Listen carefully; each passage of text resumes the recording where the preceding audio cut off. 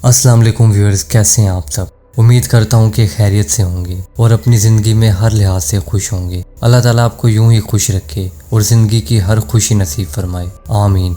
मुझे और मेरे घर वालों को भी अपनी दुआओं में ज़रूर याद रखिएगा। अगर आप पहली बार मेरी स्टोरी सुन रहे हैं तो जल्दी से चैनल को सब्सक्राइब कर लें ताकि आप मज़ीद ऐसी हॉरर और थ्रिलिंग स्केरी स्टोरी सुन सकें। बेल आइकन को प्रेस करें ताकि नोटिफिकेशंस आप तक सबसे पहले पहुंचें। स्टोरी अच्छी लगे तो उसको अपने फ्रेंड्स एंड रिलेटिव्स के साथ ज़्यादा से ज़्यादा शेयर करें। और अगर आपके पास भी कोई ऐसा इंसिडेंट है जो आप शेयर करना चाहते हैं या आपके साथ कोई ऐसा किस्सा हो चुका है तो मेरे दिए गए व्हाट्सएप नंबर पर शेयर करें, जो कि आपको स्क्रीन पर भी शो हो रहा होगा और नीचे डिस्क्रिप्शन में भी WhatsApp number and Instagram ID mention है, वहाँ शेयर करें। मैं इंशाल्लाह आपकी भेजी हुई स्टोरीज पर वॉइस ओवर करूँगा। अब जल्दी से अपने हेडफोन्स लगा लीजिए और किसी अंधेरी खामोश जगह पर बैठ जाइए ताकि आप कहानी को और अच्छे से एक्सपीरियंस कर पाएँ। तो चलिए स्टोरी की जानिब बढ़ते हैं। अस्सलाम वालेकुम, मेरा नाम उस्मान है और जो स्टोरी मैं आज आप लोगों के साथ शेयर करने वाला हूँ ये मेरे साथ आज से तकरीबन 30 साल पहले हो चुका है। आज मेरी उम्र 45 ईयर्स है और जिस दौर की बात मैं आप लोगों से शेयर कर रहा हूँ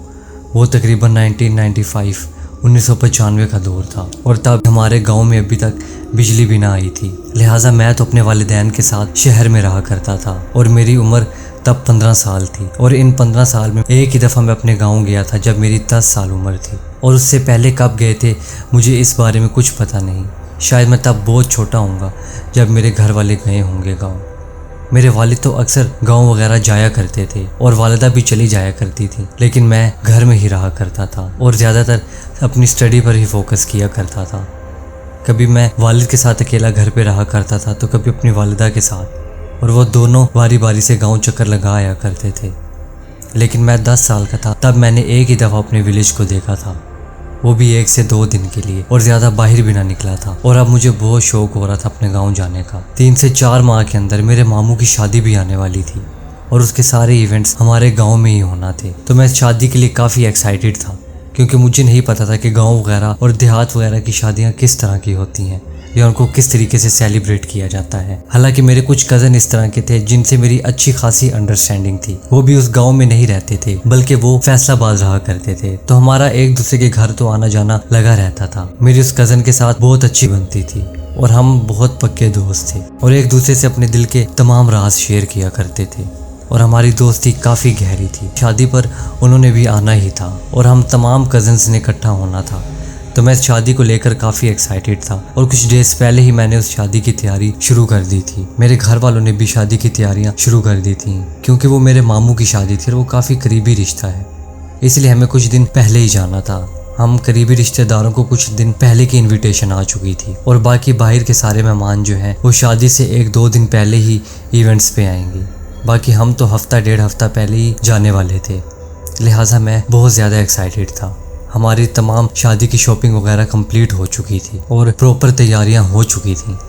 तो उसके बाद अब वो दिन भी आ गया था कि जिससे नेक्स्ट डे हमें अपने गांव जाना था।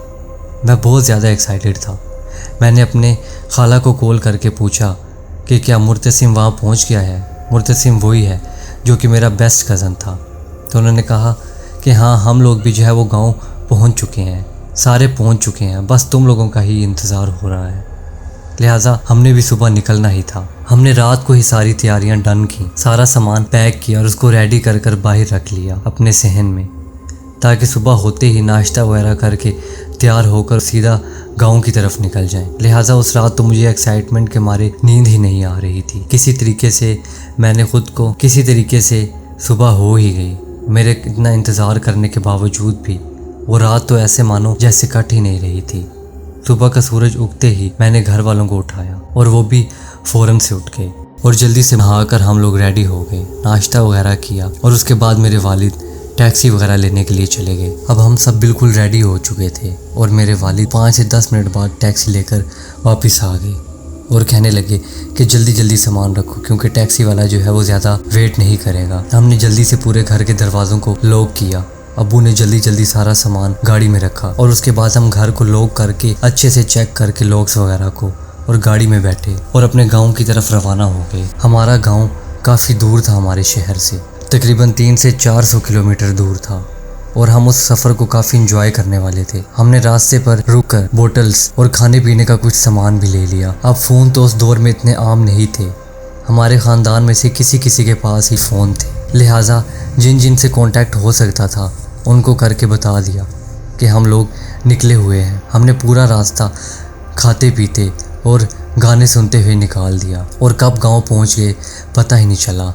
और वो सफ़र हमारा बहुत आराम और सुकून से गुजरा था। गांव के अंदर पहुंचते ही मुझे काफ़ी खुशी महसूस हुई और मैं गांव के माहौल को काफ़ी इंजॉय कर रहा था। खुले खुले और कच्चे घर और ज़्यादातर फसलें ही फसलें थी वहाँ पर। आलूदगी का तो कोई नामो निशान ही ना था वहाँ पर। सोचें ज़रा कि मैं 1995 की बात कर रहा हूँ, तो ख़ुद अंदाज़ा लगा लें कि हमारा गांव जो है उस टाइम पे कितना ही सिंपल होगा। आज के गांव की लाइफ भी काफ़ी ही सिंपल होती है, तो उस वक्त का गांव कैसा ही होगा, ज़रा इस नज़ारे को जहन में इमेजिन करें। अब हम टैक्सी से उतर के अपने घर की तरफ बढ़ने लगे, जो कि मेरे दादा अबू का घर था और मेरे मामू के शादी के तमाम इवेंट्स वहीं पर होना थे। हालांकि हमारी नानी और नाना का घर भी वहीं था, लेकिन हम सब ने दादा के घर को ही प्रेफर किया था क्योंकि वो बहुत बड़ा घर था, उसका सहन भी बहुत बड़ा था, इसलिए सारे मेहमान वहीं पर इकट्ठे हो रहे थे। लेकिन रात के वक्त औरतें जो हैं वो नाना अबू के घर सोने चले जाया करती थीं और मर्द हजरात सारे दादा अबू के घर सोया करते थे। लिहाजा अभी हमारी अपने ही फैमिली मेम्बर्स कंप्लीट हुए थे और बाहर के कोई रिश्तेदार अभी नहीं आए थे, क्योंकि अभी शादी में 1 से 1.5 हफ्ता पड़ा था और मेन इवेंट्स तकरीबन 1 से 1.5 हफ्ता में शुरू होने थे। हमने पूरा दिन खूब खाया पिया और बहुत सारी बोतलें पी और मैं अपने कज़न के साथ ही पूरा दिन फिरता रहा और मुझे उसके साथ फिर कर बहुत ज़्यादा मज़ा आ रहा था और मैं गाँव के माहौल को काफ़ी इंजॉय कर रहा था। और एक ही दिन में मेरा मानो जैसे गाँव में दिल सा ही लग गया था और अब मेरा ज़रा भी अपने घर वापस आने का दिल नहीं कर रहा था। मैं तो चाह रहा था कि अपनी पूरी ज़िंदगी अपने कज़न के साथ यहीं रहूँ। लिहाजा अभी हमारे पास 2 से 2.5 हफ्ते थे वहाँ एंजॉय करने के लिए, क्योंकि शादी के कुछ अरसे बाद भी हमें वहाँ रहना था। वो गर्मियों के दिन थे और लाइट भी ना होती थी गांव में, इसकी वजह से मुझे थोड़ी इरिटेशन हो रही थी, लेकिन उसके बावजूद मैं उधर काफ़ी मज़ा कर रहा था अपने कज़न के साथ। पूरा दिन हम सुबह ट्यूबवेल वगैरह पर घूमते रहे, उधर नहाए, तरबूज वगैरह खाए और उसके बाद हम घर आए। दादा अबू की हमने बातें सुनी, उन्होंने हमें काफ़ी हंसाया और काफ़ी पुराने किस्से वगैरह सुनाए और इसी तरह करके पूरा दिन गुजर गया और मानो पता ही ना चला और शाम हो गई। और आपको बताता चलूँ कि गांव में हर कोई जल्दी ही सो जाया करता है, तो औरतें सारी जो है वो नानी के घर चली गई और बाकी हम मर्द और सारे लड़के दादा अबू के घर मौजूद थे। और जब तकरीबन रात के 8 बजे का टाइम था, कुछ लोग अंदर कमरों में सो रहे थे। वहाँ पर 3 कमरे थे और 3 कमरों के सामने एक बहुत बड़ा और खुला सा सहन था, जिसके अंदर दादा, मैंने और मेरे कज़न मुर्तसिम ने अपनी चारपाइयाँ बिछाई हुई थीं। बाकी सारे कमरों में सो रहे थे और हल्की हल्की ठंडी हवा चल रही थी और मैं इस हवा को काफ़ी इंजॉय कर रहा था, क्योंकि वो गर्मियों के दिन थे और ऐसी ठंडी हवा तो नसीब से ही मिलती है। और मैं आसमान की तरफ देख रहा था, तारे हल्के हल्के टिमटिमा रहे थे और चाँद भी पूरा चमक रहा था और पूरे गांव में से खामोशी का आलम झलक रहा था और चाँद भी पूरा चमक रहा था। मैं बस आसमान की तरफ देखकर इस नज़ारे को एंजॉय कर रहा था और हल्की हल्की आवाज़ में अपने कज़न से बातें भी कर रहा था कि देख यार, गांव की लाइफ कितनी ज़्यादा मज़ेदार है, ना कोई टेंशन, ना ट्रैफिक का शोर, और आसमान पर ज़रा तारों को तो देख, कितने साफ शफाफ नज़र आ रहे हैं। और दिल कर रहा था बस मैं इस नज़ारे को देखता रहूं। और जो हमारा सहन था, वैसे तो दादा के घर की सारी दीवारें ऊंची थीं, लेकिन जो सहन था उसकी दीवारें तकरीबन घुटनों तक थीं, काफ़ी छोटी दीवारें थीं। आप जानते ही होंगे कि गांव में घर जो है वो किस तरह के होते हैं। और सहन में काफ़ी सारे दरख्त भी लगे हुए थे और हल्की हल्की हवा से दरख्तों के पत्ते भी हिल रहे थे और काफ़ी प्यारी सी आवाज़ बना रहे थे। बाकी पूरा गांव सुनसान और खामोशी का मंजर दे रहा था।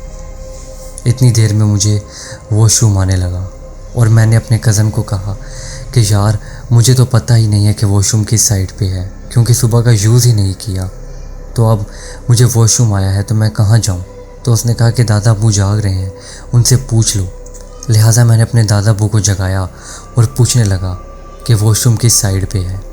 तो उन्होंने कहा कि वॉशरूम घर के अंदर नहीं है, यहाँ से सीधा बाहर चले जाओ और ये जो पीछे तुम्हें कमरे नज़र आ रहे हैं, इन्हीं कमरों की बैक साइड पर चले जाओ, तो वहीं पर वॉशरूम वगैरह बना हुआ है, वहाँ से जल्दी से होकर आ जाओ।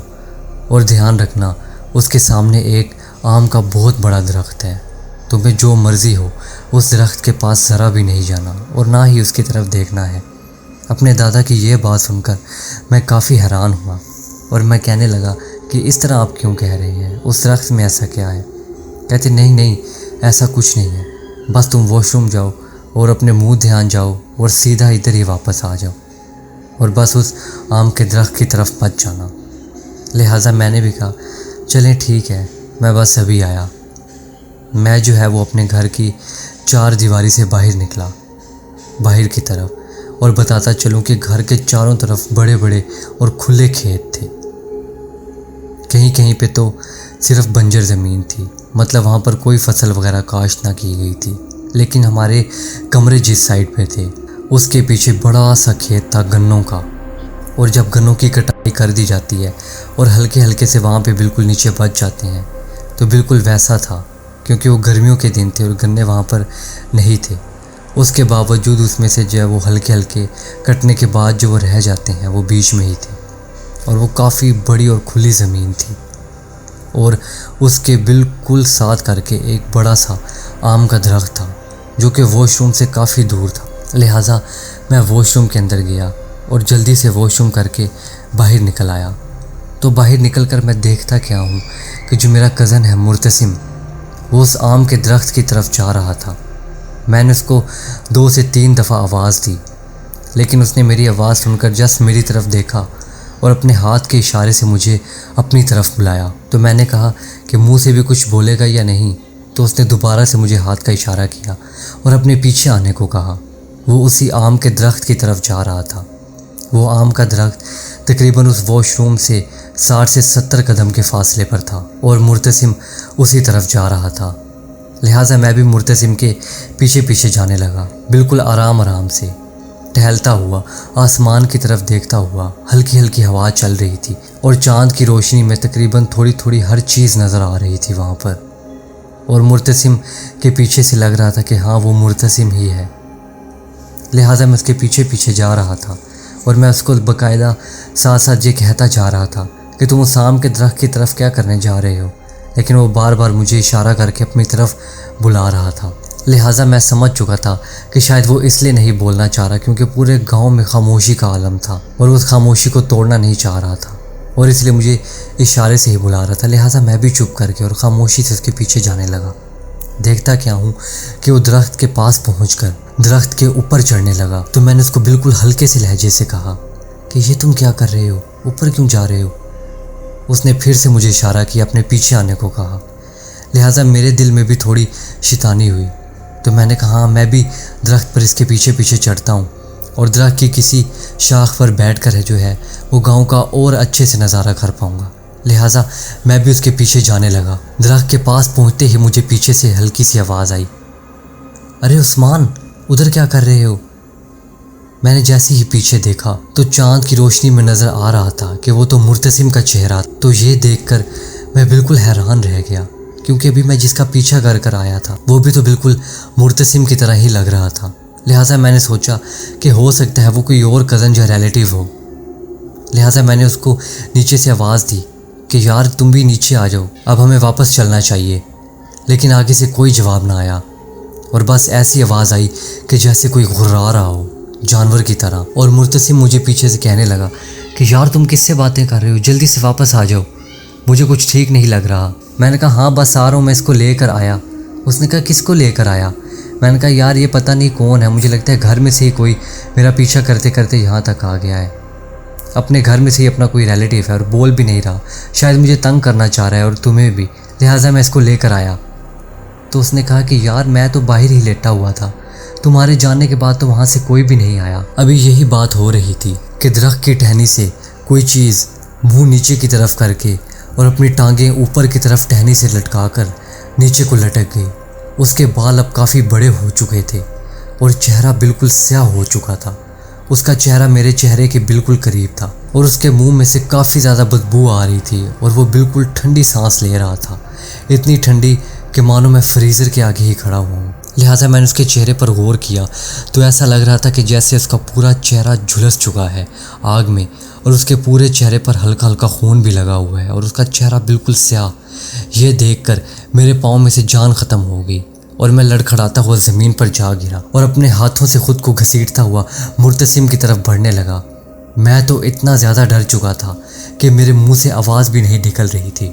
मुर्तसिम भी ज़ोर से चीखने लगा था। इतनी देर में देखता क्या हूँ कि मेरे दादा भी भागते हुए मुर्तसिम के पास आए और पूछने लगे कि क्या हुआ है। तो उसने मेरी तरफ इशारा किया तो मेरे दादा जल्दी से मेरी तरफ भागने लगे। तो मुझे ऐसे महसूस हुआ कि जैसे मेरे पाँव में से पीछे किसी ने पकड़ लिया है, और वो पकड़ इतनी ठंडी और मजबूत थी कि आप पूछे ना। इतनी मजबूत पकड़ थी कि जैसे वो मेरे पाँव की हड्डी ही तोड़ देगा, और उसके नाखून भी मेरे मांस के अंदर धंसे जा रहे थे और मुझे काफ़ी शदीद दर्द हो रही थी कि जिस दर्द की वजह से मैं बेहोश हो गया। जब मुझे होश आया तो मैंने देखा कि मैं उसी वॉशरूम के बाहर पड़ा हुआ था। मेरे दादा भी मेरे ऊपर बैठे हुए थे और मुर्तसिम भी, और घर के बाकी सारे मर्द भी ऊपर खड़े हुए थे और मेरे बारे में ही बात कर रहे थे। मुझे होश आते ही वो मुझे उठाकर घर की तरफ बढ़ने लगे और मुझे अंदर जाकर चारपाई पर लिटा दिया। मेरे पूरे कपड़े पसीने से भीगे हुए थे और मैं काफ़ी कांप रहा था। मेरे दादा ने मेरे ऊपर सूरतें पढ़ना और मुझे दम करना शुरू किया। उसके बाद मेरा डर थोड़ा कम होने लगा और जो मैं कांप रहा था वो भी थोड़ा कम हुआ। तो मेरे दादा ने मेरे से सारी तफसील पूछी और मुझे कहा कि जब मैंने जो तुम्हें मना किया था कि तुम इस आम के दरख्त की तरफ देखना ही नहीं है तो तुम उसकी तरफ गए क्यों। तो मेरे साथ जो कुछ हुआ या मैंने जो कुछ देखा मैंने अपने दादा को बताया, और वहाँ खड़े हुए सब लोग वो सुन रहे थे और ये सुनकर सब परेशान हो गए। तो मेरे दादा उन तमाम मर्द को कमरों के अंदर ले गए और उनको जाकर कुछ बताया, और मुर्तसिम मेरे साथ ही बैठा हुआ था। और उसके बाद मेरे दादा बाहर आए और मुझे कहा कि नहीं, ऐसा कुछ नहीं है, ये बस तुम्हारे मन का वहम था कोई, और बस तुमने खुद से ही ऐसा कुछ ज़हन में क्रिएट कर लिया होगा, क्योंकि गर्मी बहुत थी और तुम इस तरह बिजली के बगैर रहने के आदी नहीं। तो हो सकता है कि तुम्हें इस वजह से जो है वो तबीयत ख़राब हो गई हो और जिसकी वजह से तुम ऐसा सब कुछ महसूस कर रहे हो। तो मैंने उनको आगे से कहा कि उस चीज़ ने मेरे पाँव में से बहुत ज़ोर का पकड़ा था और मेरे पाँव पे मुझे लगता है कि ज़ख्म भी हो गया था और चोट लग चुकी थी। लिहाजा मैंने जल्दी से उठकर अपने पाँव को चेक किया तो उस पर वाकई में वो उस पकड़ और उस चोट के निशान मौजूद थे। तो मैंने अपने दादा को दिखाते हुए कहा कि ये क्या है। तो वो बिल्कुल चुप करके बैठ गए और जितने बंदे वहाँ खड़े हुए थे वो भी चुप कर गए और कहने लगे कि बस जो हुआ है उसको अपना एक बुरा ख्वाब समझकर भूल जाओ। लिहाजा मुझे उसके बाद तेज़ और शदीद बुखार हो गया, और कैसे वो शादी का पूरा फंक्शन और इवेंट उसी बुखार के साथ गुजरा मुझे पता नहीं चला। और मेरी तबीयत बहुत ज़्यादा ख़राब हो चुकी थी और मैं काफ़ी वीक हो चुका था उस 1 से 2 हफ्ते के अंदर ही।